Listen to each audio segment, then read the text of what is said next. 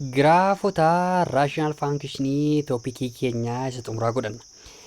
Graafota raashinaal faankishinii kitaabni keenyi isteepota lama saniif kaayiruu qaba. Isteepota san hordofuun barattoota keenyatti yeroo tokko tokko cimee mul'ata. Yeroo mooraa seentanii dhugaa dubbachuudhaaf wanti yeroo keessan nyaatu kan akka giraafii raashinaal faankishinii kaasuu hin jiru. So isteeppii gabaabduu maal hordofnaa kan jedhu isin agarsiisaa jechuudha. Isteeppii gabaabduu isin hordoftanii inni hafuu hin qabne tokkoffaarra kan jiru doomeenidha. Doomeenii keessaan baafattu jechuudha. Hawaatu solve doomeen kan jedhu immoo p over px over qx yoo ta'e qx keessaan 0tti qixxeessitanii different from it jettu jechuudha. Kana jechuun real number garuu 0c warreen qx keessaa argattanii doomeenii keessaan kanadha jechuudha. Hawaasa jechuudhaaf immoo galgala keessatti yeroo ilaallu isiniif galaa deema yookaan fakkeenyota fudhachaa yeroo deemnu isiniif galaa deema.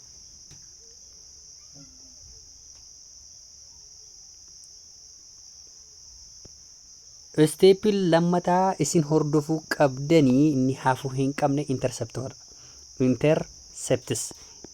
Intercepts jechuun maal jechuudha jechuudhaaf chapter 1 keessatti amma tokko tuttuquu yaadeeraa barattoonni keenya akka isaaniif hin gallee nan hubadhaaf. Sababni isaas barattoonni warri aktiif ta'an maatiisitti dhiyaatan dhugumadha akkasiniif galu nan hubadha.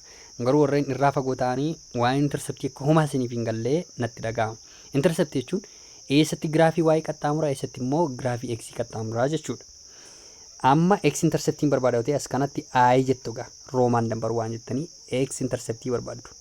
X intercept jechuun y keessan maal godhaa jechuu godha. Y keessan 0 godhaa jechuudha. Amma f of x jedhee isiniif laata yookaan g of x jedhee isiniif laata. Isaan kun lamaan yoomiyyuu maalidha jechuudha. Y faan ol qixadha. Isaan kun lamaan san yoomiyyuu y faan ol qixadha jechuudha. So g of x is equal to x plus 1 over x minus 1 jedha taanaan y koodha waan ta'eedhaaf y 0 godhe isiniin jedhe waan ta'eedhaaf 0 is equal to jettanii x plus 1 over x minus 1 jettanii gatii xaa solvii gochuu jechuudha. Yeroo keessan immoo haala kamitiin keessu haalli ittiin isin keessan immoo x interceptii barbaadan jira waan ta'eedhaaf gatii xaa isa argattan koomaa 0 jettu. Gatii xaa isa argattan koomaa 0 jettu jechuudha. So isiniifan barreessa.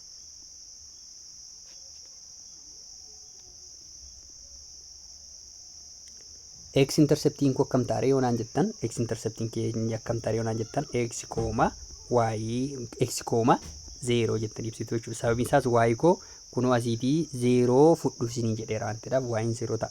Itti aanee kan dhufu immoo y interceptiidha. Y intercept ishee kanas hin balleeffanna blackboard keenyarraa. Roomaan number 2 jettu ishee immoo roomaa number 2 irratti y intercept. Y interceptii keessan ishee immoo dabaree ishee x 0 gootu jechuudha. So x 0 gootanii karaa biraa 0 koomaa y gatii y argattanii akka fakkeenyaatti f of x g of x jedhee isiniif laatamtiire. So y inni qixxaataa x plus 1 all over x minus 1 jedha taanaan x keessan 0 buufadhaa jechuudha. As kana 0 buuftu as kanas 0 buufta'u gatii y keessan argattan jechuudha. Akka fakkeenyaatti y keessan meeqa argattan iddoo kanaati. Isheen kun 0 taatu kunis 0 yoo taatu 1 over negative 1 dha. 1 over negative 1 immoo y isiniif negative 1 isiniif kennaa jechuudha. So 0 koomaa negative 1 keessa maal dhare y interceptidha jechuudha. Kana jechuun giraaf irra kaafattan giraafiin keessan akkasitti ka'ee jira mitiire 0 koomaa negative 1 irra tuqaa wayii kaawwadhu jechuudha. 0 koomaa negative 1 jechuun negative 1 inni irratti argama y irratti argama. So tuqaa kanarra kaawwadhu jechuudha. Iddoo isa y irra kaawwattu jechuudha. Amma kan x-tu immoo otoo negative 1 koomaa ta'eera ta'e kan x eessaa jennu leessuun zaati. Kun negative 1 koomaa 0 dha otoo taate kan ishee kanaa immoo negative 1 irra maal godhii jechuudha. Tuqaa kaawwadhu jechuudha. Isa x-irra negative 1 asirra jirti miti negative 1 koomaa 0 jechuun akkasidha. 0 sila yoos kanadha. So tuqaa asirra kaawwadhu jechuudhaan x intercept immoo kun y dha kun x dha jechuudha. So isheen kun negative 1 koomaa 0 jedhamti. Ani isa kana immoo 0 koomaa negative 1 jedhama. Garaagarummaa san argitanii asii kun negative 1 jalqaba waamama asii immoo 0 tu jalqaba waamama jechuudha. So negative 1 jalqaba jedhee jechuun x irra jira x irra tuqaa kaawwadhu jechuudha. Haala giraafii kaasii keessatti yoo akkasidha. So dirqama giraafiin kun maal keessa qaxxaamuruu qaba? Interceptoota lamaan keessa qaxxaamuruu qabaa jechuudha. Iddootti wal arganii karaa isaa wal arganiitiin keessa qaxxaamursuu qabdu. Waa'ee interceptootaa kana yeroo ta'u darbii immoo gilgaala keessatti yeroo hojjennu kanarra ifa akkasiif ta'uu abdiin qaba. Isteeppii sadaffaa fi inni dhumaa asembitoota barbaadudha. Asembitoota immoo barbaadaa turre waan ta'eedhaaf isaanis gilgaala irratti cafacafaa turre waan ta'eedhaaf roomaan nambar waan jettanii vertikaala asembitoota jettu. Vertikaala asembitoota keessa maal barbaaddu? Simplify erga gootanii booda. Sila simplificationin gubbaa iddoo doomeenii jira waan ta'eedhaaf iddoo doomeeniitti simplify goona wal faana waan ta'eedhaaf erga simplify gootanii isaa jalaa maal gootu jechuudha zeerootti qixeessitanii barbaaddu. Itti aansitanii immoo horizontaal asembitoota barbaaddu. The second one is horizontal asembitoota. Horizontal asembitootii keessan immoo barbaaddan waayin kooni qixxaataa jettanii yookaan zeeroo ta'a yookaan immoo koofishantoota ta'a jechuudha. Koofishantoota isarraa fi jalaa ta'a jechuudha. Inni sadaffaa immoo yoo jiraateef hin jiru taanaan hin jiru sila isheen kun roomaan nambartuudha. Isheen lammaffaarra argamtu jechuudha. Hin jiru ta'e hin jiru yoo jirate immoo obliikoo asembitoota keessa jechuudha. Obliikoo asembitoota jechuun digiriin inni irra keessa yookaan x is whole square plus 1 all over x plus 1 jedha taanaan fakkeenyaaf kun obliikoo asembitootii qaba jechuudha. Sababiin isaa kun digiriin isaa 2dha inni jalaa immoo 1dha waan ta'eedhaaf inni irra keessaa tokkoon caaluu qaba dirqama jenneerra. Yoo argamate obliikoo asembitootii barbaaddu jechuudha. Irra jireessaa yoo more clarify isinii godhu ishee kamii vertikaala asembitootiin keessan x jettanii ibsitu jechuudha ishee ergattan. Vertikaala asembitootii yeroo isin jedhu giraafii irratti immoo yeroo isin agarsiisu akkasidha. Giraafii irratti yeroo isin agarsiisu giraafii keessan irratti vertikaala asembitootii x amma negatiiva 3 argattanitti yoo ta'e negatiiv 3 godheetaniin irra sii gadi tuqaan sassararaa jechuudha. Kunoo tuqaa godheetaniin asii gadi isa buusa. Kun vertikaala asembitootiidha jechuudha. Giraafiin ka'u kamiyyuu kun VAN koo x is equals to negative 3 waan taateef isa kana qaxxaamuruu hin danda'u jechuudha. Giraafiin dhufu kamiyyuu as keessa ba'uu hin danda'u yookaan immoo as keessa ba'uu hin danda'u jechuudha. Never cross it. Horizontaal asembitoota. Horizontaal asembitootiin keessa immoo y is equals to akka fakkeenyaatti lamadhaa jedhu. Lamas ta'uu danda'a isaa olis ta'uu danda'a jechuudha. Horizontaal jechuun kun ammoo y axisiidha kun x axisiidha mitiire. Lamni eessatti argama? Jalamoorraa gara siinii immoo gara siiniitti argama. Irra keessaan argama mitiire. So lamas kanatti barreeffadha jechuudha. Horizontaal asembitootiin koogaa mallattoo tuttuqaa asirra siin achi qaxxaamuraa jechuudha. Kan isaa ammoo qaxxaamuruu ni danda'a. Yoo qaxxaamuruu danda'a yoonaan jettan itti qixxeessitanii ilaaltus argattan. Amma giraafiin koo x plus 2 all over x minus 2 yoo ta'e horizontaal asembitootiin koo 2 argadhe mitiire 2 tti qixxeessitu jechuudha. Isa kanatti qixxeessitanii gatii xaa solvi gootu. So gatii xaa koomaa lamatti qaxxaamuraa jechaadha yoo hin qaxxaamura ta'e. Hin qaxxaamuru yoo ta'e immoo lakkoofsa wal caalaa isiniif fida. Lakkoofsa wal caalaa jechuun zeeroonni qixxaate tokkoffaa jedha. Kun ammoo hima foolsiidha jechuudha. Iddoo akkasitti hin qaxxaamuruu jettu jechuudha. Hageen yeroo giraafii kaafnu kanarra isiniif gala.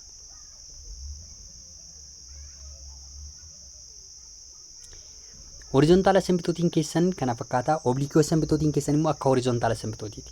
Fakkeenyaaf obliikoo asembitootiin y is equals to x in argadheera yoo ta'e inni yeroo baay'ee isa hiramudha mitiire. So kana keessa achi ol qaxxaamuraa jechuudha. Amma giraafii isa kana keessa qaxxaamura. Kana keessa achi ol kan qaxxaamuru immoo obliikoo asembitootiidha jettu jechuudha.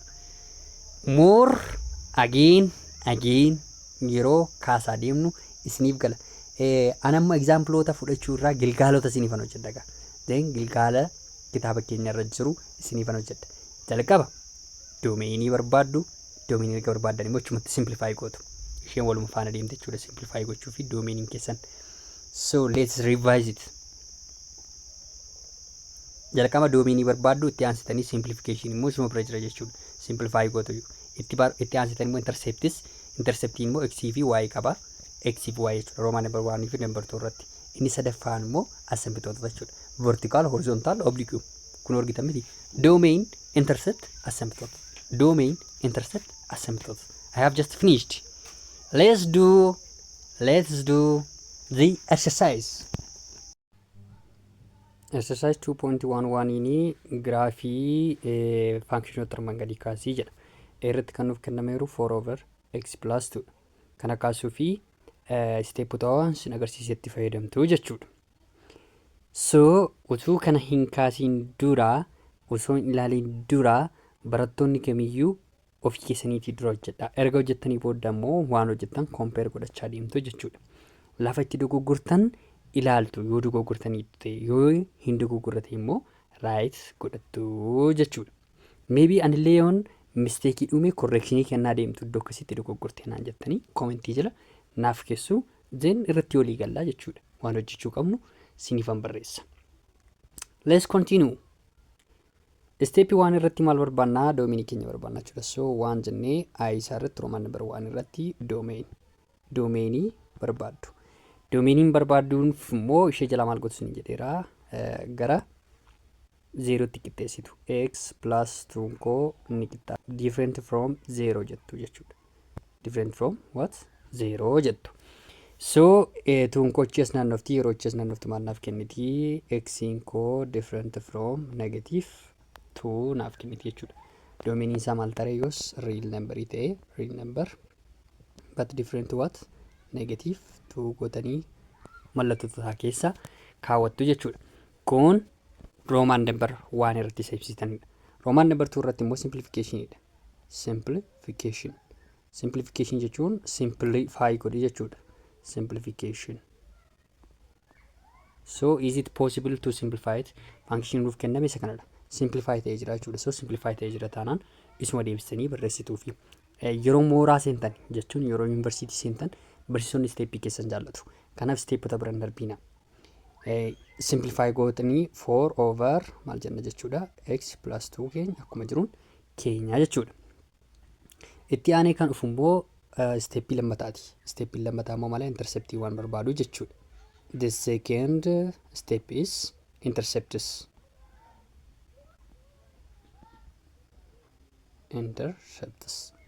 Interceptoota keessan jalatti immoo roman number 1 waa interceptaa jennu. Waa interceptii fi x interceptii rakkina uumayyuu hin qabu. Waa intercept.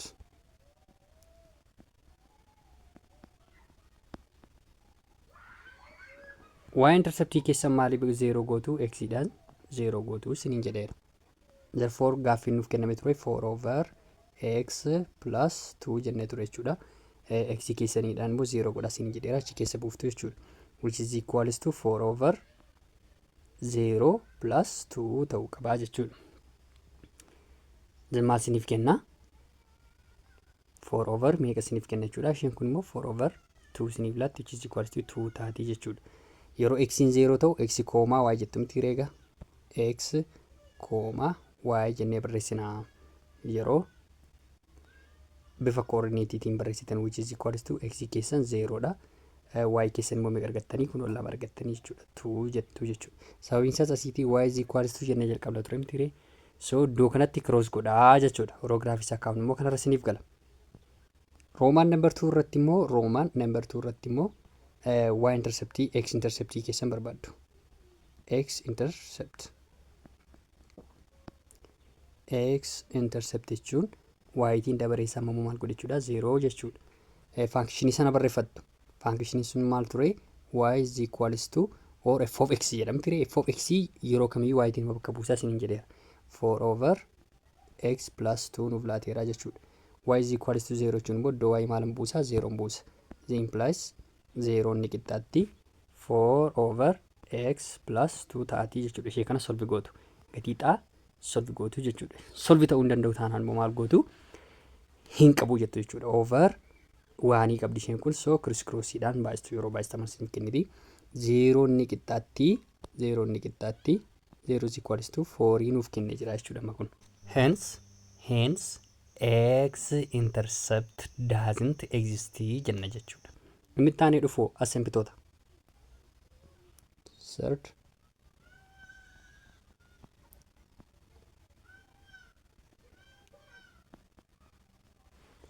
asembitootisidha kan itti aanee jiru jechuudha.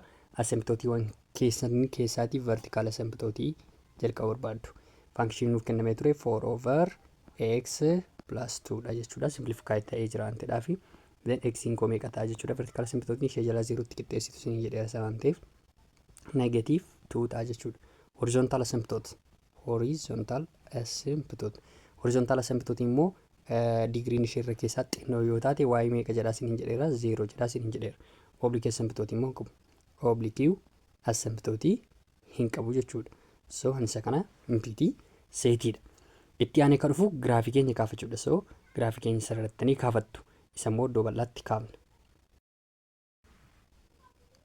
Y-axis fi x-axis keenya qabna. Zen yeroo kana immoo maal gootu interceptoota irraatii kaatu. Doomeniif simplification step 1 irra jiru homa fayyaduu hin qaban ta'edhaaf. Interceptii keessan bira yeroo deemtanii y interceptii fi x interceptii keenya baafanna jechuudha. So y interceptii keenya meeqa qabna? 0,2 qabna. Y interceptii keenya 0,2 irra taa'aa jechuudha. 0,2 asiitii waan jenna yoo ta'e as kana waan yoo ta'e as kun immoo 2dha jechuudha. Iddoo kana ta'a. Sababiin isaas y irra ta'a waan ta'eef 0,2 2 jechuun y irra argama. Y irratti mallattoo wayii kaawwadhu jechuutti hiikamaa jechuudha. So kun y interceptii keenyadha jechuudha. X interceptii immoo hin qabnu waan ta'eef isa ni himna. Itti aanee kan jiru vertical asymptote. Vertical asymptote keenya meeqa argannee ture? Negative 2 argannee ture mitiire. Vertical asymptote negative 2 argannee ture. So as waan jira as kana negative 2 jira jechuudha.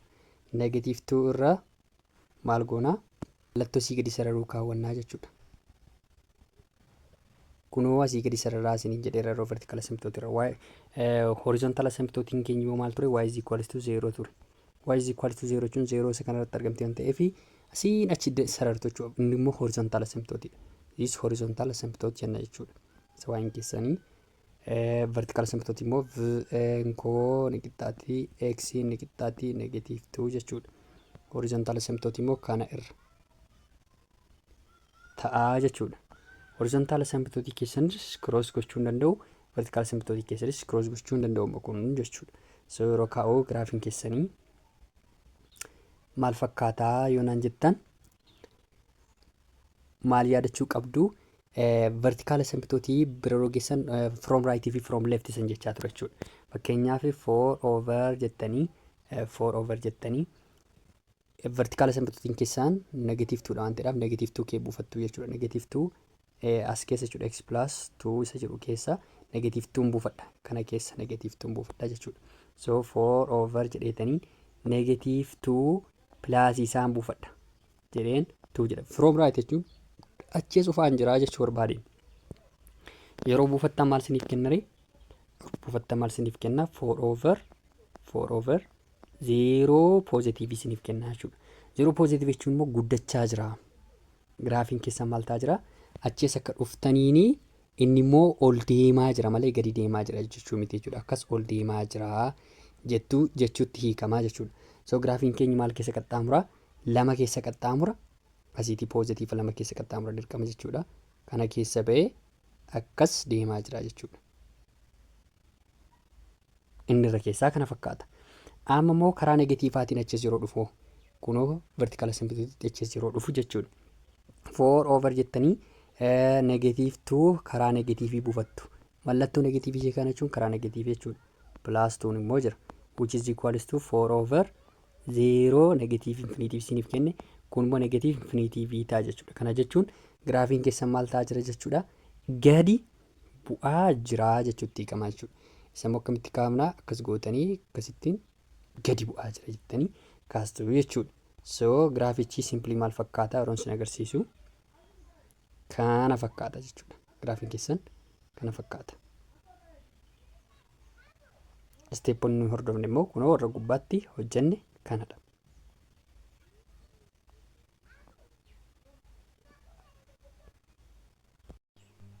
Biirratti kan nuuf kennameeru immoo f of x keenya ni qixxaata 5x over 6x minus 2 dha.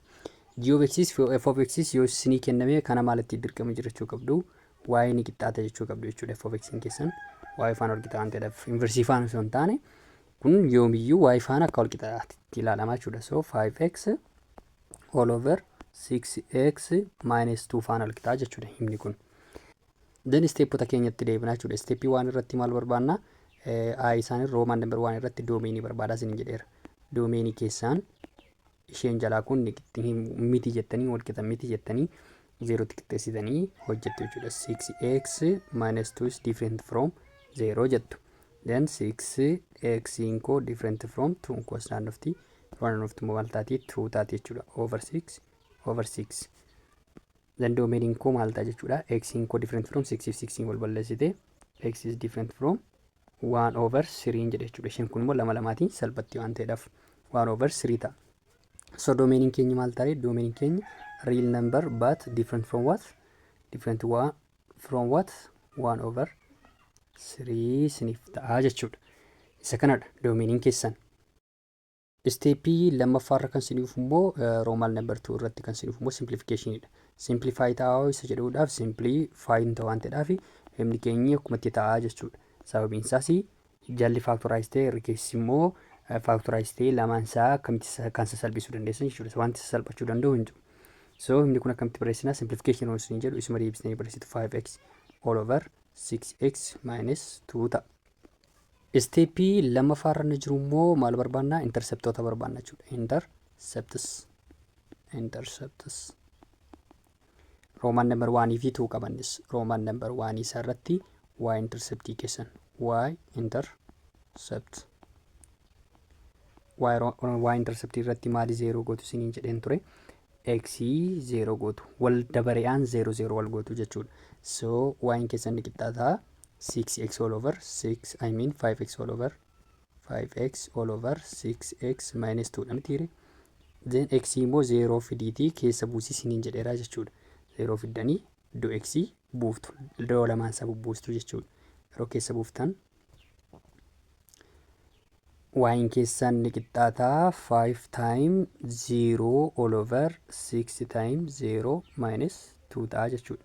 Which is equals to y keessan meeqa isiniif kenna jechuudha? 0 over negative 2 taati which is equals to 0 taati jechuudha. So bifa coordinateetiin immoo keessu. Bifa coordinate jechuun x, y jettanii kun ni qixxaata. X keessan meeqa jennee 0 jennee ture. 0, y keessan immoo meeqa arganne 0 arganne jirra jechuudha. 0, 0 keessa qaxxaamuraa jechuudha graafiin kun. Roman number 2 irratti immoo x interceptii barbaaddu. X intercept yeroon siniin jedhu isa immoo eenyudhaan 0 gootu jechuudha. Dabareessaa y dhaan 0 gootu. Gaafiin nuuf kennamee ture maal ture? Y kun qixxaata yookaan f of x kun qixxaata 5x all over 6x minus 2 dha jedha. So y immoo 0 godhii siniin jedheen jira waan ta'eedhaaf isaatiin 0 gootu jechuudha. 0 gootan this implies jedhetanii 0 ni qixxaata 5x all over 6x minus 2 jechuudha. Gatii xaa solve gootu jechuudha. Isa kana immoo bifa criss crossiitiin solve gootu. Yeroo criss crossiidhaan solve gootanii gatii xaa akkamittiin akka solve gochaa turre equality irratti barachaa turre irra ta'eedha. Yoo barbaachisaa ta'e gama lamaan iyyuu 6x minus 2 tiin baay'istanii solve gochuu ni dandeessu. So deebiin isaa kun maal ta'a? 5x ni qixxaata 0 siniif kenna. Sababiin isaas 6x fi 0 walitti baay'istan 0 ta'an ta'eedhaaf.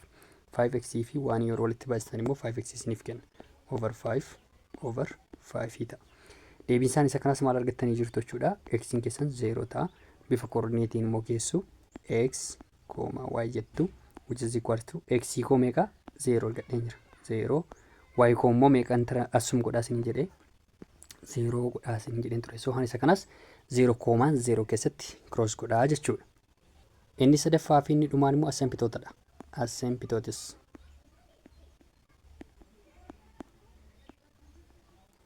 Roman number 1 irratti vertical asymptotii barbaanna.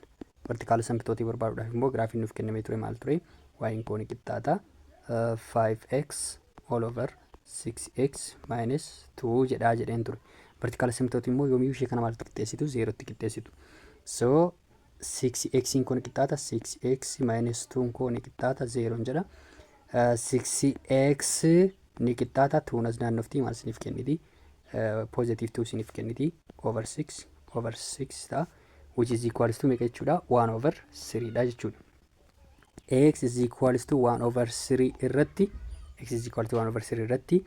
cross hin godhu jechuudha graafiin keessan. Kana jechuun yeroo graafii isaa kaafnu yeroo sararannu sana jechuudha. Akkasittiin gadi sararanna yoo ta'e 1 over 3 keessan iddoo kanatti argama. Isarra tuttuqaa gadi kaawwattu jechuudha. Vertical asymptote irra yeroo kamiyyuu tuttuqaa asii gadi sararatanii kaawwattu. Itti aansee kan dhufu horizontal asymptote dha. horizontal asymptote. Graafiin nuuf kenname ture y is equals to 5x all over 6x minus 2 jennee ture. Degree isaanii ilaaltu miti yeroo kamiyyuu horizontal asymptote dhaaf immoo degree ilaaltu waan ta'eedhaaf degreein isa kanaas 1dha. Degreein isa kanaas 1dha jechuun the power of 1 is the power of 1 qabdi jechuudha. Yeroo wal qixa ta'an immoo degreein isaanii maal godhaa isin jedheera coefficientoota ilaaltu. Coefficient jechuun 5 over 6 fudhattu jechuudha. So 5 over 6 irra mallattoo tuttuqaasaa jedhamu dalgasaa siin achi isa immoo sararattu jechuudha. Horizontal jechuun maqumti isaa dalga jechuutti hiikama. Oblique asymptote immoo qabu. Maaliif hin qabnu horizontaaliin jira taanaan yeroo kamiyyuu oblique'n hin jiru jenneera jechuudha. So this is doesn't exist jenna jechuudha. Kan isa kana hin argamu. Toppikiin itti aanu doesn't exist jettanii erga qabattanii kana lan interceptoota irraatii jalqabdu. Interceptii keessa lamaan isaanii 0,0 argattanii turtan yaadadha. Deemee immoo isin agarsiisa 0,0 asiitii y interceptii keessan maal argattanii turtan y intercept or x intercept. Roman number 1 fi Roman number 2 irra jira jechuudha. So 0,0 fi again asiis 0,0 again where is it found 0,0 kana lamaanidha jechuudha. 0,0 jechuun immoo handhuura irratti tuqaa godhe jechuudha. Lamaan isaafiyyuu handhuura irratti tuqaa ta'a jechuudha. Kunoo handhuura jechuun naannoo kanaa jechuudha.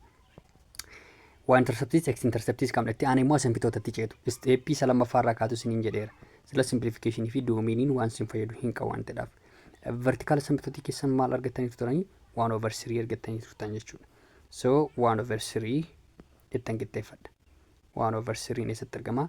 Kun 1 yoo ta'e 1 over 3 immoo around here naannoo kanatti argama jechuudha. 1 over 3 achittan barreessa gaa. 1 over 3 jenna. So mallattoo tuqaatiin gadi sararannaa jechuudha. Mallattoo tuttuqaa jechuun kunoo kanarra sii gadi kan bu'u jechuudha. Isin immoo bareechitanii akka kaaftan abdiin nan qaba. Horizontal asymptotiin keessan 5 over 6 argattanii jirtu. 5 over 6 jechuun innis tokko gadi miti tokko naannoo kana jira yoo ta'e tokko 5 irraan 6 immoo 0 fi 1 gidduutti argama waan ta'eedhaaf naannoo kana jechuudha. 5 irraatiin 6 jenna jechuudha. Isa immoo dalgasaa sararaan kansaa dalgasaa akkas ta'ee jira jechuudha. Kan isa kana y is equals to 5x over 6 dha. Kan isa kana immoo x is equals to meeqa jechuudha 1 over 3 dha. Achi ol kan warra han vertikaaliti vertikaal jechuun akkasidha. Asiin achi dalgi immoo han horizontal asymptote dha. Horizontal asymptote yoo cross godhamu hin godhasa jechuu isa jedhuudhaaf 5x over 6x minus 2 ni qixxaataa jettanii isa kanatti qixxeessitu. 5 over maalitti 6 jechuudha. 5 over 6 itti qixxeessitu jechuudha. Isatti qixxeessitanii solvi gootu. Mee solvaa goonu. 5x all over 6x minus 2 ni qixxaataa 5 over 6 jenna jechuudha. Ishee kana immoo cross crossitiin hojjettu. Jala ishee sasalphifachuu feetan jechuudha. Kun immoo akkam ta'are 30 x'n ni qixxaataa 5 yeroo as keessa raabsitan immoo meeqa isiniif kenna 30 x hir'isuu meeqa isiniif ta'a jechuudha 10 ta'a jechuudha. 30 x fi 30 x si wal balleessa jira. So 0 koo ni qixxaataa negative 10 yeroo wal qixa hin taane immoo maal gootu cross gochuu hin danda'u jettu jechuudha. Cross gochuu hin danda'u yeroon isiniin jedhu horizontal asymptote graafiin keenya kana keessa foote kana keessan qaxxaamuraayi isa dalgaa kana siin achi darbu kana graafii keenyi ni qaxxaamuramoo hin qaxxaamuruu isa jedhamu jechuudha.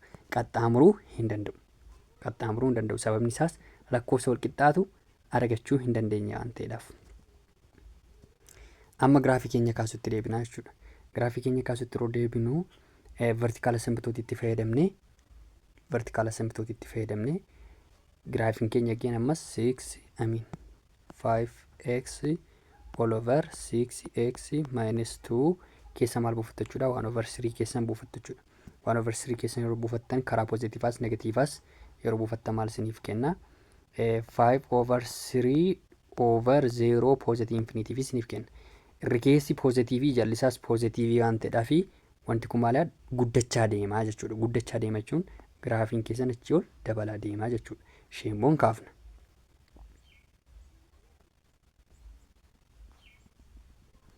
Jenne yeroo kaafnu akkam taaree giraafiin keenya jechuudha. Akkas dabalaa deemaa jechuudha.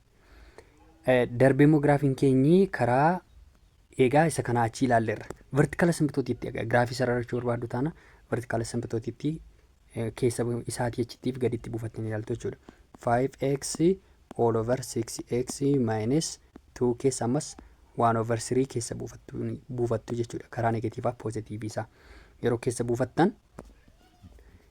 buufattan karaa negatiivii isaa jechuudha. Ammoo 5 over 1 over 5 1 over 3 all over jedheetaniin yeroon 6 godhee cuftuu keessatti immoo 1 over 3 karaa negatiivii isaa keessa buufadhu. Karaa negatiivii jechuun from the left jechuudha.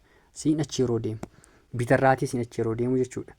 Minus 2 maal siniif kennaa 5 over 3 over meeqa siniif kennaa 0 negatiivii siniif kenna jechuudha. 0 negatiivii siniif kenna jechuun immoo giraafiin keessaa maal jechuudha gadi bu'aa jirti. Kunoo negatiiv infiniitiivii barreeffattu. Negatiiv infiniitiivii barreeffattu giraafiin keessaan. Kanaafiyyuu handhuura keessa gadi ba'aa garuu asii gadi bu'aa deemaa jechuudha. Asiin achi yeroon darbaa jiru giraafiin kun immoo marfatee gadi bu'aa jira jechuutti hiikamaa jechuudha. So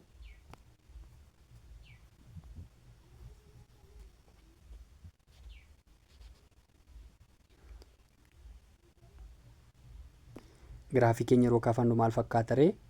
Ortoo horizontaal asembitootiin tuqin asiin achi bu'ee handhuura keessa gadi qaxxaamuree gadi bu'aa jechuudha. Giraafiin keessaa maal fakkaata amma? Kunoo isa kana fakkaata. Isteeppoon hordoftan isa gubbaatti hordoftan kanadha jechuudha.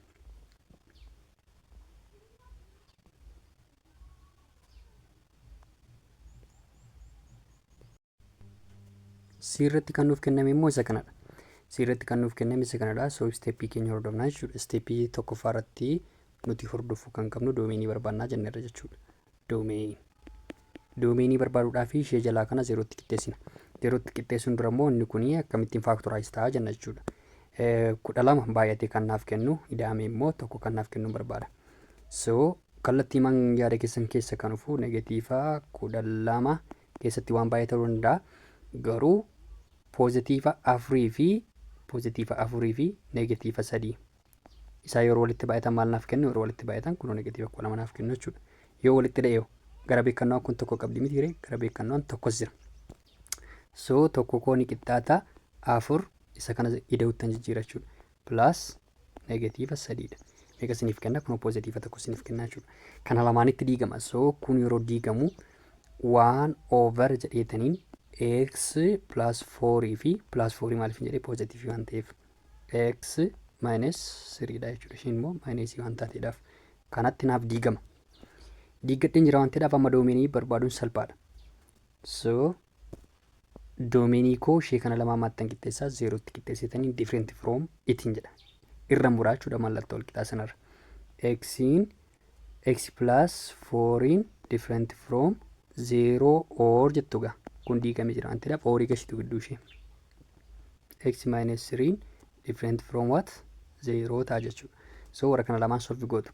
Yeroo solve gootan isa jalqaba maal argattu? Achi zeroon naanna'uun kun x is different from negative 4 comma or origin. Or x is different from what? Positive 3. Positive 3 taati jechuudha. Akkamitti immoo barreeffama isiniin jedhee ture doomeenii. Doomeen jettanii real number muraasa kana banattu isa saarbii jechuudha. Negative 4 comma positive 3 ta'a jechuudha. This is the domain. Mallattoo tutaa keessa immoo kaawwattu. Itti aanee kan jiru kun roomaan number 1dha. Akka hin daganne roomaan number 2 irra kan jiru immoo simplificationidha. Yeroo kamiyyuu simplification salphatee jira taanaan isuma barreessitu.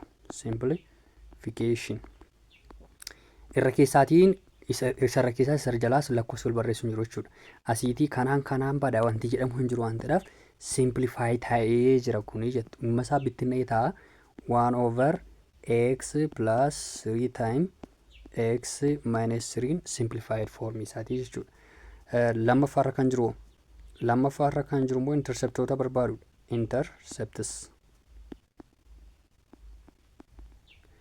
Interceptii keessan irratti Roomaan number 1 irratti maal barbaanna? Y interceptii keenya barbaanna jechuudha. Y interceptii jechuun x maal godhe jechuudha? 0 godhii jechuudha. Kan nuuf kennamee ture y koon qixxaata. H of x jedhu yeroo kamiyyuu y tiin bakka buusaa isiniin jedheera. Y koon qixxaatti 1 over jedhetanii x plus 4 fi x meeqa minus 3 dha jechuudha. 0 koo iddoo x lamaan isaan buusa. Iddoo x lamaan isaa yeroo buusu maal naaf kennaa kan jedhu immoo hin qoyyabduu jechuudha. Qoyyabdan which is equal to 1 over 0 plus 4 fi 0 minus 3 dha jechuudha. Isheen kun ni qixxaatti 1 over 0 plus 4 meeqa isiniif kenna? 4 isiniif kenna. 0 minus 4 immoo meeqa 3 immoo meeqa isiniif kenna? Negative 3 isiniif kenna which is equal to 1 over negatiiva 12 ta'a jechuudha. 3 fi 4 immoo negatiivni isaanii yeroo walitti baay'atan. Again kan ammoo bifa maaliitiin keessu? Bifa koordineetiin keessu isiniin jedheera. Bifa koordineetiin yeroo keessan x, y dhamtiire which is equal to x koo meeqan argadheera? X koo asuma godhin jedha waan ta'eedhaaf 0 jedha. 0, y immoo meeqan argadhe? Y is equal to jennee solve gochaa turre jechuudha. Kunoo negatiiva 12 argadheen jira. Negatiiva tokkorraatiin poozitiiva 12 jenna jechuudha. Negatiiva ishee jala turte ol naannessina. Roomaan number 2 irratti immoo x interceptii barbaaddu jechuudha. X interceptii keessatti immoo y tiin maal godhaa isiniin jedheera? Y 0 gootu dabareessaa jechuudha. Inni gubbaa x 0 ture mitiire amma immoo y tu dabareessaa kunoo 0 ta'aa jira jechuudha. So gaaffii nuuf kenname y is equals to 1 over x plus 4 time x minus 3 dha mitiire. Y koo immoo 0 godha. Yeroon 0 godhu this implies 0 is equals to 1 over x plus 4 time x minus 3. Ishee kana lamaan immoo gara beekannoo isheen kun tokko qabdi ture mitiire criss cross gootu jechuudha. Criss cross yeroo gootan warri jala jiran kun 0 tti baay'atu. 0 tti yeroo baay'atan 0 ni qixxaata tokko isiniif kennaa jechuudha. This is false. Insa situation lakkoofsaa fi lakkoofsa garaagaraa yeroo isiniif kennu maal jedhaa isiniin jedheera? Y interceptii hin qabnu jettu jechuudha. Y interceptiin keessan x interceptii. Y matti fiiga joo yaanni koo. X interceptii hin qabnu jechuudha. X intercept doesn't exist dha jechuudha. Itti aanee kan dhufuu asymptootadha. Sadaffaarra kan jiru asymptotis.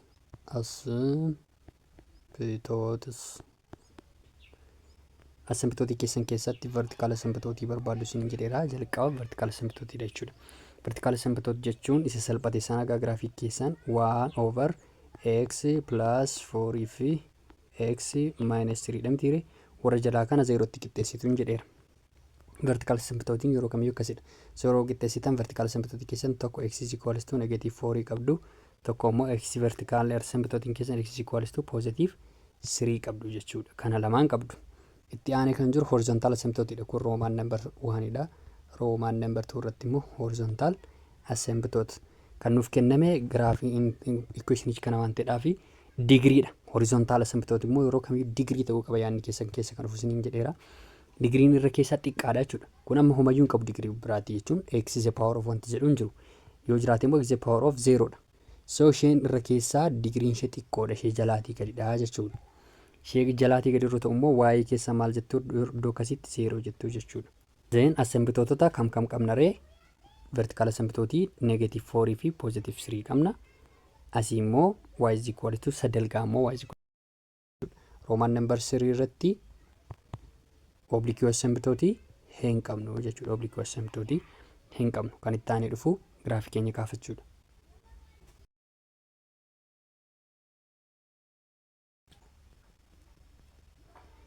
Then interceptii irraan jalqabaa jechuudha. Steepii isa lammaffaarra jiru. Steepiin lammaffaarra jiru x interceptii koo meeqan qaba or y interceptii koo meeqan qaba? Bifa koordineetii aan isa taa'eeru 0 over negative 0, negative 1 over 2 jechuudha. Y irratti an godha ishee kana. Y irratti tuqaa kaawwadhaa jechuudha deemetanii. Negative 1 over isheen jettummoo naannoo kanatti argamti jechuudha. Naannoo kanatti argamti. So isheen kuni akkam dhala yoonaan jettanii iddoo kanatti jechuudha. 0, -1 over positive 12dha. X intercept immoo qabu kun y intercept yeroo ta'u x intercept jechuun giraafii x yoomiyyuu hin qaxxaamuru jechuudha. Sababiin isaas it doesn't exist jennee irra miti hiree. Kunoo it doesn't exist jennee jira jechuudha. Itti aanee kan dhufu asymptoota ta'a. Asymptoota jechuun vertical asymptootii lama qabna. Tokko -4 tokko immoo positive 3 qabna jechuudha. Isaan lamaan irra geessine. Positive 3 irra jechuun isa kanarra tuttuqaan sararaadha. Vertical asymptoota jechuun yoomiyyuu sararii jechuudha waan ta'eedhaaf asii gadi irra dhufaa jechuudha. Kunoo asii gadi dhufee hin jira. Amma immoo -4 irra dhuftu jechuudha. -4nis maal waan ta'eef vertical asymptootii waan ta'eef vertical asymptootii lama qabna waan ta'eef jechuudha. So yeroon sarara'u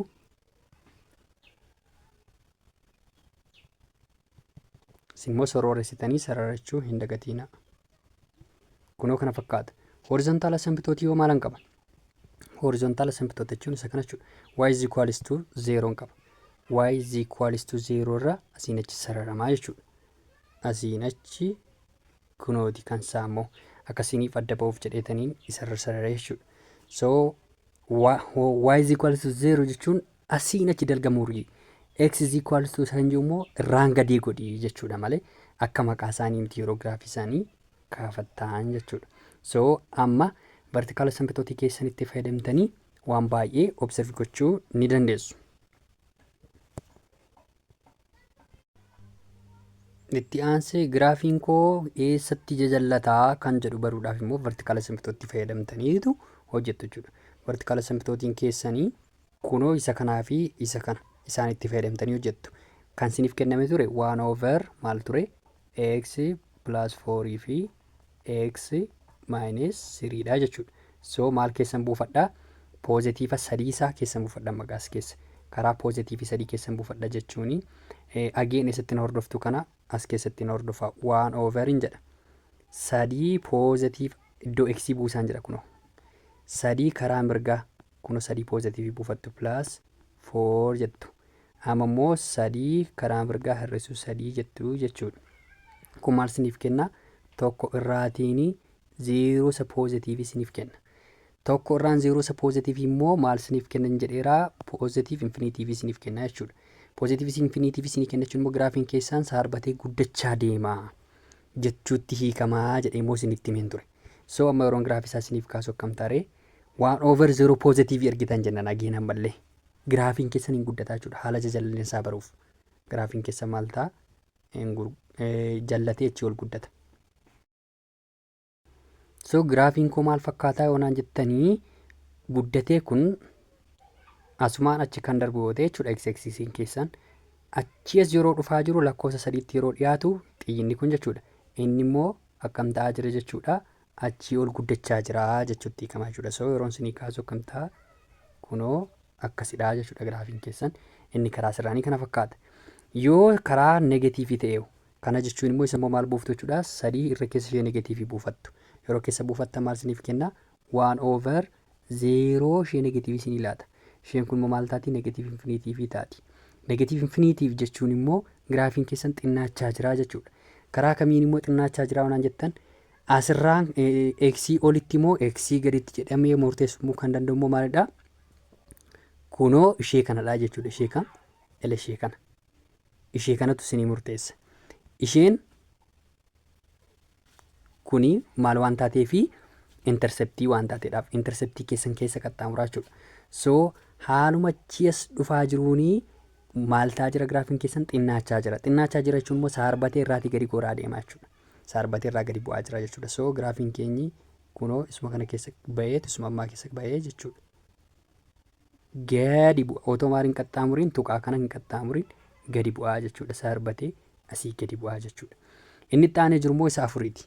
Kan afuritti aanee jirudha jechuudha. Isa afuriitii achitti jirudha. Isa afuriitti jiru achitti jirus maal gootanii keessa buuftu? Pozitiiva isaaf negatiiva isaa keessa buuftu jechuudha. Karaa pozitiiva isaa finnee jirra. Maaliif finnee jirra? Isan sadiitiin finnee jirra. Kunoo isan gidduu finnee jirra jechuudha. Achi as dhufaa jira jechuun ganaa kanan kaastanii jechuudha. Kanaaf asirraanitti argamudha.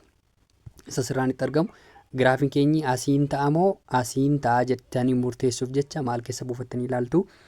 1 over x plus 4 time x minus 3 keessa 4 ishee negatiivii buufattu jechuudha. 4 ishee negatiivii immoo maaliif buufattu? Achis yeroo dhuftan jechuudha. Achis ishee dhuftan jechuun xiyyi keessan achis dalga yeroo dhufu maal siniif kennas jedhamutti hiikamaa jechuudha. Gama biraatiin yeroo achis isa keessa buufattan maal siniif kenna? Karaa negatiivii yeroo keessa buufattanii maal siniif kenna ree? Maal siniif kenna? 1 over 0 ishee negatiiv infiniitiivii ishee kana siniif kenna. Kana jechuun giraafiin keessa maal ta'aa jira jechuudha? Negatiiv infiniitiiviidha. Negatiiv infiniitiiviidha jechuun immoo giraafiin keessan kolfatee sii gadi bu'aa jira jechuudha.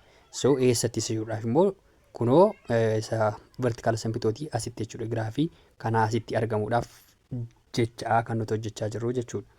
So giraafiin keenya akkam ta'are yoo naan jettanii isa kana immoo asii gadi kanarra dhufee kanarra asii gadi gulbatee deemaa jechuudha. Faayinaalii giraafiin keessan kana fakkaatti. Giraafiin keessan kana fakkaatti jechuudha.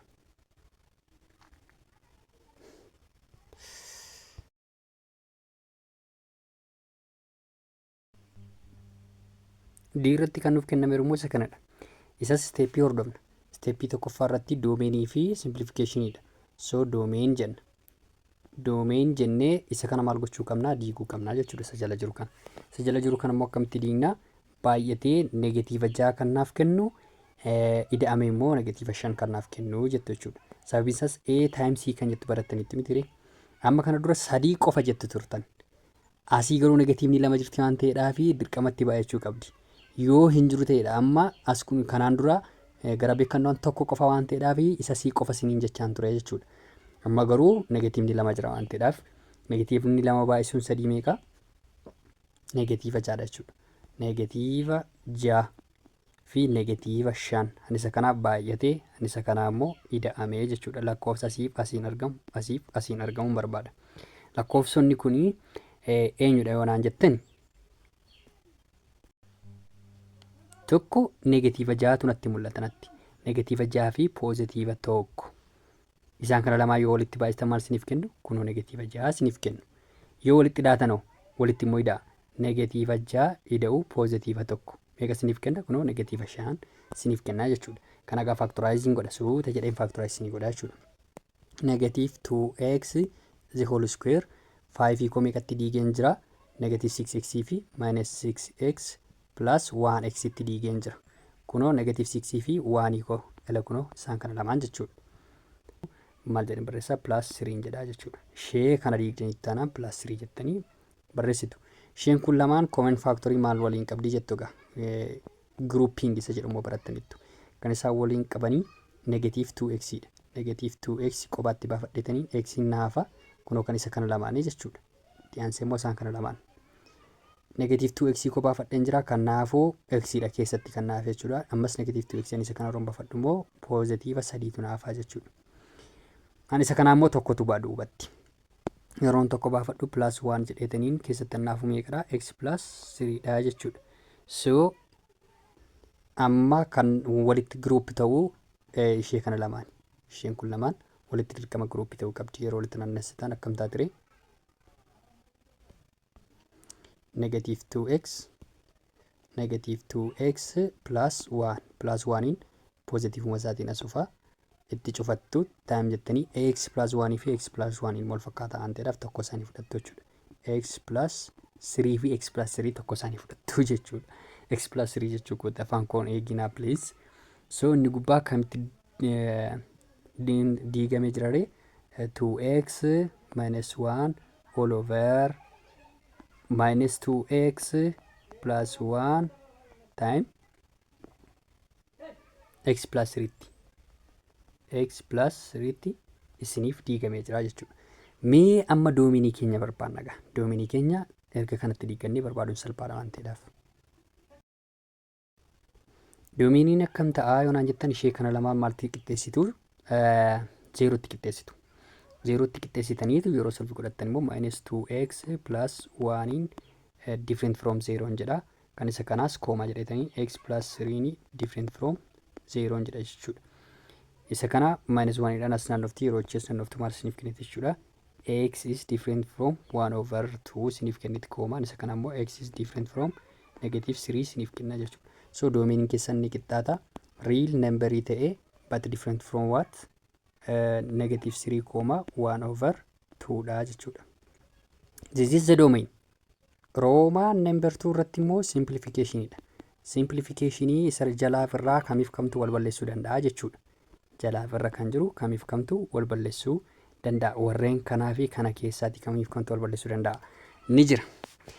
Akkamitti jira yoo naan jettanii isa kana gama biraatiin akkamitti barreessuu dandeenya naan jedha. Kunuu isa kanatti naanneeffachuuf jecha jechuudha. Wal balleessisuuf jecha. Inni kun gama biraatiin akkamittiin barreeffamuu danda'a yoo naan jettanii negative 2x plus 1 negative qabaanteedhaaf negative duubatti baafadheen positive 2x minus 1 jedha. Ila negative kan negative time 2x maal isiniif kenna? X isiniif kenna. Negative time negative immoo maal isiniif kenna? Kunoo positive 1 keessan isiniif kenna jechuudha. So isa kana maalitti jijjiireen barreeffadha ree kunoo isa kanatti jijjiireetanii barreeffadha.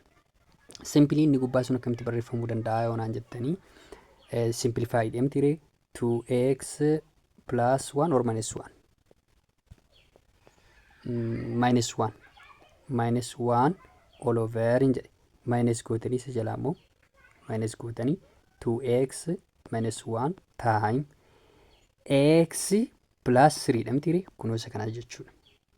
Yaa x plus 3 dha. Then 2x minus 1 fi 2x minus 1 asii wal balleessa. Irra keessatti kan naafte jirtu 1 qofadha. Minus 1 kommoo irra keessatti yoo naannoftu homara rakkina homtuu hin qabdu waan ta'eedhaaf minus 1 all over simplify isaa jechuudha. Isa naafe. Inni naafe immoo maal ture? X plus 3 dha jechuudha. Warra kanatti hin fayyadama gaa. Maalii barbaachuudhaaf? Interceptii barbaaduufis asymptootota barbaaduudhaafis. Hoolii ta'e ni argattu gaaddoo kanatti. Akkamitti hoolii argattu yoo naan jettan hooliin keessanii isa kana kan isa kanaaf warri wal salphisan yoomiyyuu maal kennu hoolii isiniif kennu. Hoolii isiniif kennu jechuun koo 2x minus 1 isa salphiftan isa gattan sana 0tti qixxeessitu. 0tti yeroo qixxeessitanii meeqa isiniif kenna 1 over 2 isiniif kenna jechuudha. 1 over 2 keessan kanarra maaltu jira? Hooliitu jira. Hool jechuun this is hool jechuun giraafii keessan yeroo kaafattanii iddoo x'n 1 over 2 ta'ee qixa isaatiin jechuudha. Qixa isaatiin hooliitu jira. Giraafiin keessan fakkeenyaaf as keessa qaxxaamura yoo ta'e kunoo boolla gootaniitu iddoo isaarra boolla gootanii boolla kunoo ishee kana jechuudha. Boolla gootanii buutu malee sarara wal fakkaataa miti jechuudha. Kana moroo kaafan ilaalla booda. Tarii irra keessaanis ba'uu danda'a. Meebii irra keessaan yoo ta'u asiin gootanii hool gootanii buusuu jechuudha. Hin beekamu waan ta'eedhaaf karaa hin argamu yeroo makaaf nu ilaalla. So iddoo 1 over 2tti maaltu argama jennee darbinaa ammaaf hoolii argama jennee darbinaa jechuudha. Number 2 irratti intercepts irratti x interceptii y interceptii qabna. Y interceptii keessa roomaan number 1 irratti y intercept isa x maal godhaa isiniin jedheera 0 godhaa isiniin jedheera. Giraafiin qabu isa salphateeru isaan fidattu qaba. Y is equals to meeqan qaba kunoo negative 1 over x plus 3 qaba. Negative 1 over x plus 3 qaba jechuudha. X komma maal godhaa isiniin jedheera 0 godhaa isiniin jedheera. Z implies jedhetanii y koon qixxaatti negative 1 over 0 plus 3. This implies y koon qixxaatti negative 1 over 0 plus 3 3 masiniif kennite waan ta'eedhaaf over 3 ta'a jechuudha. Bifa maaliitiin immoo ta'a? Bifa coordinateetiin ta'a x kooma y jettanii bifa x kooma y tiin ta'a waan ta'eedhaaf x koo 0 asum godhaan jedhee y kooma negative 1 over 3 argadheera. Negative 1 over 3 jechuudha. So ishee kanatti fayyadama booda roon giraafii kaasu. Itti aanee kan jiru x interceptiidha. Itti aanee kan jiru roomaan number 2 x intercept. X intercept jechuun immoo y 0 godhii jechuudha. Y 0 gootuu jechuudha. Y koon qixxaataa isa salphate negative 1 over x plus 3 qabamti. Y koon immoo dabareessaa 0 godha. Yeroon 0 isa godhu 0 ni qixxaataa maal godha jechuudha. Negative 1 over x plus 3 dha. gara beekannoo waan tokko qabamti ture kiriis kiroos yeroo gootanii isheen kuni zeerootti baay'attii jechuudha. Yeroo zeerootti baay'attu immoo maal isiniif kenniti? Zeeroon ni qixxaatti jettu. Waanii fi negeetiivii waan walitti baay'atti negeetiivii waanii ta'a jechuudha. Wal qixa miti waan ta'eedhaaf iddoo kanatti maal jettu ture? There is no x intercept jechuudha. X intercepting keessan impiti seetiidha. Number 3 and the final step is asymptote. Asymptote jechuudha. Asymptote keessanitti vertical asymptote qabdu. Vertical asymptote keessanii maal qabna ture? Graafichi y is equal to negative 1 over x plus 3 qabdu jechuudha. Yeroo kamiyyuu isa kanas maalitti qixxeessitu? Zeerootti qixxeessitu. Yeroo zeerootti qixxeessitan x'n keessan ni qixxaatti negative 3 dha jechuudha. Vertical asymptote keessan kunoo ishee kana. Itti aanee kan dhufu immoo horizontal asymptote dha. Horizontal asymptote keessan immoo graafiin keessan inni irra keessaa digriin ishee xinnoodha. 1 degree isaa ta'e immoo y is equal to maal godhaa jedheera? 0 godhaa jedheera. Inni kun maalidha? Horizontal asymptote dha jechuudha. Oblique asymptote immoo hin qabu. Oblique asymptote hin qabu. Maaliif hin qabu? Horizontal hin jira taanaan oblique barbaaduun barbaachisaa miti waan jenneeruudhaaf. The next step and the final step is finding or drawing the graph. Graph isaa kaasuudha kan jedhamu ammoo.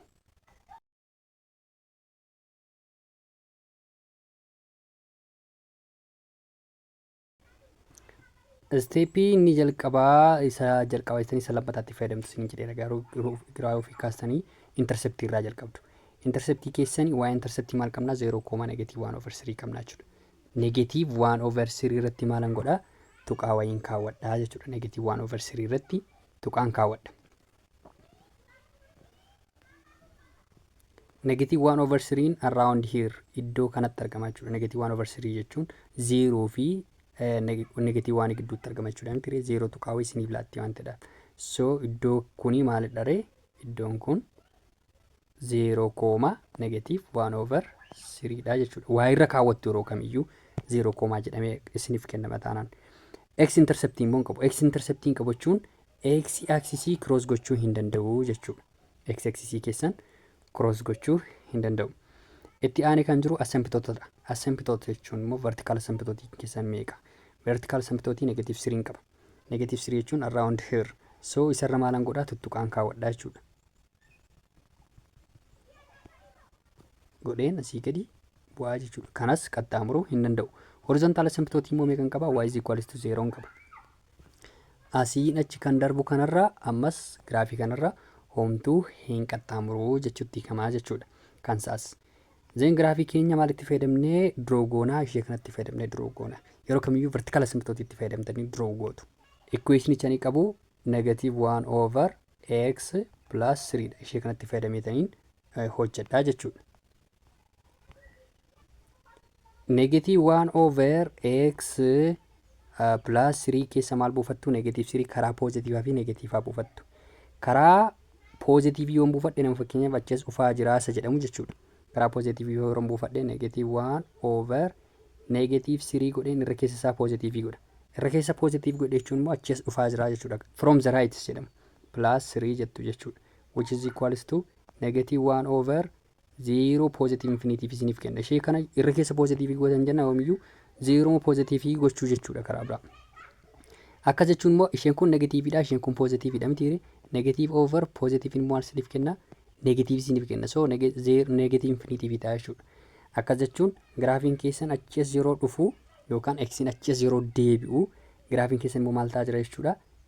Irraatii gadi goraa jira, xinnaachaa jira, gadi bu'aa jira, asii gadi bu'aa jira jechuutti qaba jechuudha. So otoo inni kun positive infinitive ta'e garuu achiis yeroo dhufaa jiru inni kun immoo ol dabalaa jira jettu ture. So olii fi gadi yeroo kamiyyuu maqaa masaarraatii hubachuu dandeessu. Amma graafiin keenya maal ta'a ture? Gadi buuti. Asii gadi buuti.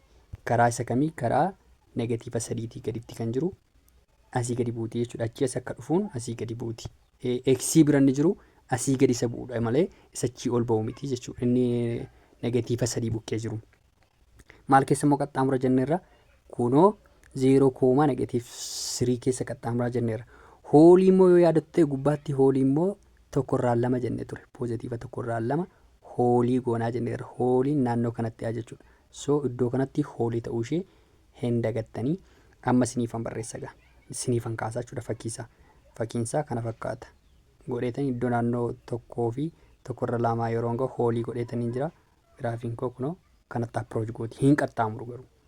Otoo hin qaxxaamuriin hoolii ta'ee darbaa jechuudha. Ammoo negatiivaa sadiitii gaditti yookaan kanaa gaditti kan argamu jechuudha giraafii koo. Kanaa achitti kan argamu finneerra jechuun oleessa kanaati achitti argamu finnee jirra.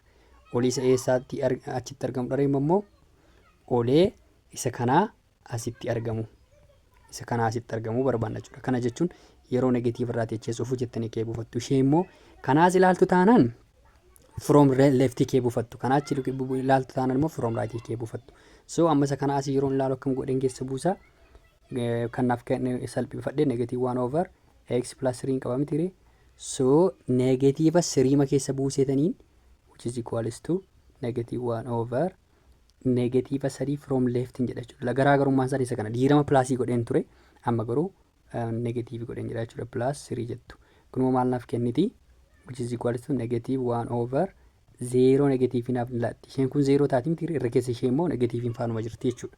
Kunoo negatiiviin faana jirti. Negative over negatiiviin immoo maal siniif kenna? Poozitiivii siniif kenna miti. Negative over negatiiviin ni kenna poozitiiv infinitiiviidha jechuudha. Poozitiiv infinitiiviidha jechuun immoo giraafiin keessa maal ta'aa jira jechuudha. Dabalaa jira jechuudha. Kun achiis akka dhufaa jiruuni giraafiin keessa immoo maal ta'aa jira? Achii ol marfatee deemaa jira. Eenyu bira marfatee deemaa jira? Olee x irra marfatee deemaa jira jechuutti hiikama. So yeroo isinii kaasu giraafiin keessa maal fakkaataa onaan jettan kunoo akkas ta'a jechuudha. Achii ol marfatee deema. Dhumni isaa giraafichi kana fakkaata. Steepoonni hordofne gubbaatti kunoo isaan kana.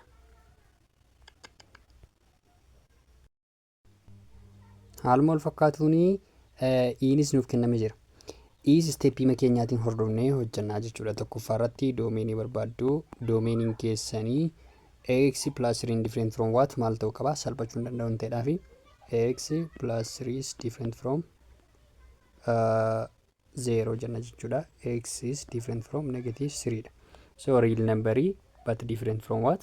Negative 3 gootanii mallattoo ta'a keessa keessu.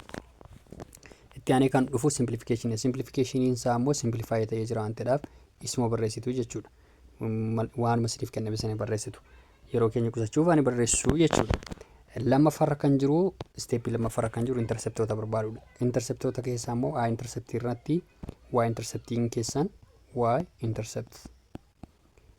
interceptiin keessan maal ta'uu qaba? X'n 0 ta'uu qaba jechuudha. Giraafiin naaf kennamee ture maal ture? X the whole square plus 1 all over x plus 3 dha jechuudha. So 0 bubbuusa iddoo x kamiyyuu. 0 yeroon keessa bubbuusu which is equals to 0 the whole square plus 1 all over 0 plus 3 taati jechuudha. Which is equals to 1 over 3 dha. Bifa maaliitiin immoo barreessitu? Bifa koordiniitiin barreessitu. X, y jettanii x'n koo meeqa? 0 dha. 0, y koo meeqan argadhee? Tokkorraan 3 kunoo asittiin argadhee jechuudha. So tokkorraan 3 aan isan barreessa. Cuftoo godhattu jechuudha. Kun maal keessanidha? Y interceptii keessanidha. Roman number 2 irratti kan barreeffamu maalidha? X interceptii. X interceptii keessan immoo maal gootu? Y0 gootu siniin jedheera dabareessa. So gaaffii nuuf kenname y is equals to x the whole square plus 1 all over x plus 3 dha mitiire. So iddoo isaa maal gootu? 0 buuftu. 0 is equals to x the whole square plus 1 all over x plus 3. Gara beekannaan tokko qaba. Cross gootu. Isheen kun yeroo kanatti baay'attu 0 taati jechuudha. Isheen kun kanatti yeroo baay'attu immoo isuma taati. Kun gabaabumatti akkam dharee x the whole square plus 1 kun qixxaata 0 dha jechuudha. X the whole square plus 1 keessatti plus 1 koroos naanna'u negatiiv naannaa x the whole square is equals to negative 1 dha jechuudha.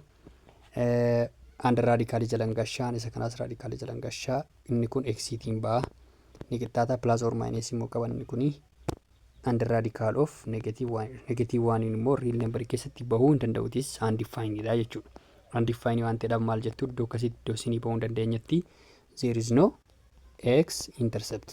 X intercepting keessan hin jiru jettu jechuudha. X intercept doesn't exist jennaa jechuudha. The third and the final step is slope or asymptotes. Asymptotes keessatti immoo VA irraati jalqabnamti ture VA jechuun vertical asymptote jechuudha. X is whole square plus 1 all over x plus 3 naaf kennamee jira. Kun simplify ta'ee jira waan ta'eedhaaf ishee majalaa kana maalitti qixxeessaa 0 tti qixxeessa. 0 tti roon qixxeessu x in kun qixxaata meeqa ta'a negative 3 inni kun vertical asymptote dha. Kun Roman number 1 dha. Roman number 2 irratti immoo horizontal asymptote dha. Horizontal asymptotiin x the whole square plus 1 over x plus 3 naaf kenneera. Poweriin isaa guddaa waan ta'eedhaaf horizontal asymptotiin iddoo akkasitti maal taare hin jiru jechuudha. Doesn't exist dha kan isaas hin jiru. Sadaffaarra kan jiru immoo maal ta'a oblique asymptote. Oblique asymptotiin immoo digriin irra keessaa tokkootiin caaluu qabaa jenneerra. Eeyyoon tokkonoo tokkootiin caalaa jechuudha. Inni irra keessaa lama inni jalaa immoo tokko waan ta'eedhaaf. Isa kana immoo maal gootu ni hirtuu fi ni firtuu hiruu gindiitti fayyadamtanii x is whole square plus 1 keessan x plus 3 firtuu jechuudha. So x is whole square divided by x in keessan maal isiniif kenna x isiniif gaa x time x is whole square immoo maal kenna x is whole square ta'a x times 3 in keessan immoo maal isiniif kenna plus 3x ta'a jechuudha. 3x naannirri isaa walirraa yeroo walirraa dhisan isheen kuniif isheen kun wal gattee jirti. Kun gidduutti maal qabdi 0x qabdi jechuudha. So 0x irraatii 3 yeroon hir'isu meeqa naaf kenna minus 3x naaf kenna jechuudha. Waaniin kooma kallattii himaa dhufa kan irraa irratti hin jiru waan ta'eedhaaf plus 1 jedha jechuudha. Amma immoo 3 minus 3x plus 1 koo isa kanaaf yeroo hiramu meeqa ga'a jettu jechuudha. Meeqa ga'a minus 3 ga'a minus 3 jettu minus 3 time x maal naaf kenna waan ta'eef minus 3x naaf kenna waan ta'eedhaaf minus 3 time positive 3 immoo minus 9 isiniif kenna jechuudha. Minus 9 amma walirraa riftu yeroo walirraa riftanii isheen kunii fi isheen kun wal gattee jirti. Isheen kun immoo meeqa taati 10 taati jechuudha. Yeroo walirraa riftan 10 keessa remainder gatiin qabu inni kun sababiin isaas remainder jechuun dhumatee jira kana booda hiruu hin dandeenyu. Kan barbaadamu isa kamidha x minus 3 keessanidha. Oblique asymptotiin yesu maal taare oblique asymptotiin maal taare y koon qixxaatti x minus 3 fudhattu jechuudha. Which is found where kunoot naannoo kanatti argama. Warra kanatti fayyadamnee giraafii keenya kaafna.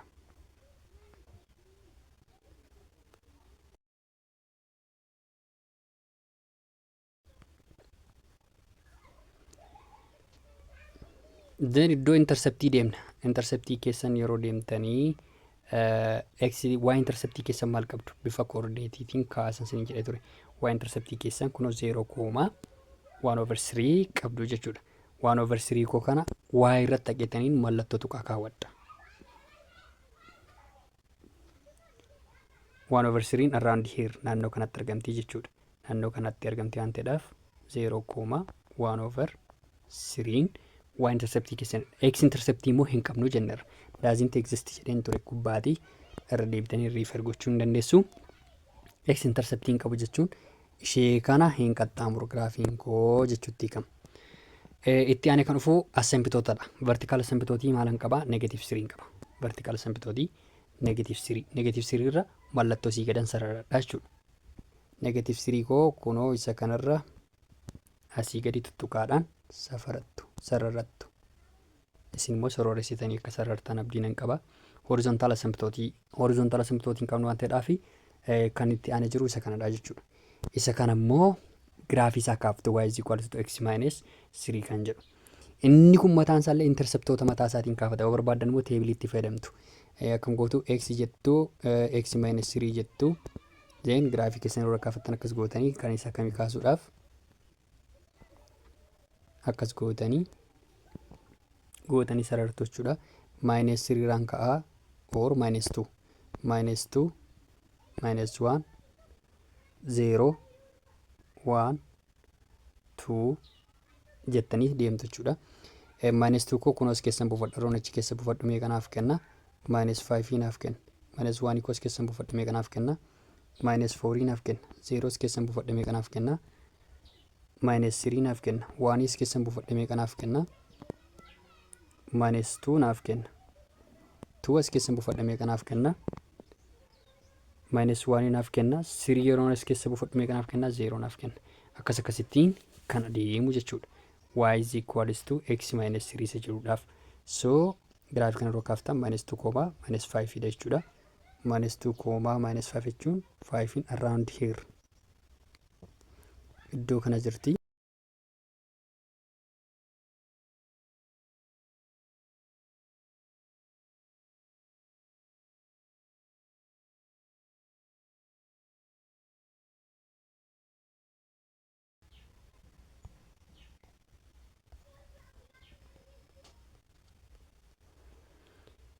kanatti fayyadamitaniin kaasaa hojjedhaa jechuudha. Y is equals to x minus 3 yoo qaxxaamuruu hin danda'u moo hin danda'amu jechuudhaaf immoo x is whole square plus 1 all over x plus 3 ni qixxaata x minus 3 tti qixxeessitanii solve gootu. Kun amma wal qaxxaamuruu hin danda'u.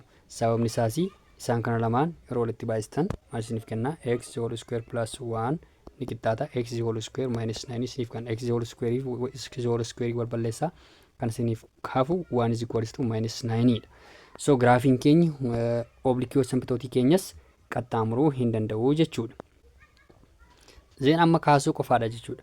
Kaasuu keessan immoo haala kamitti fayyadamtu isin jedheera vertikaala sampitootiitti fayyadamtu. Vertikaala sampitootiitti yeroo fayyadamtan negative 3 keessan keessa buuftu jechuudha. So negative 3 koo keessa buusadha x is whole square plus 1 x is whole square plus 1 all over x plus 3 qabaa jechuudha.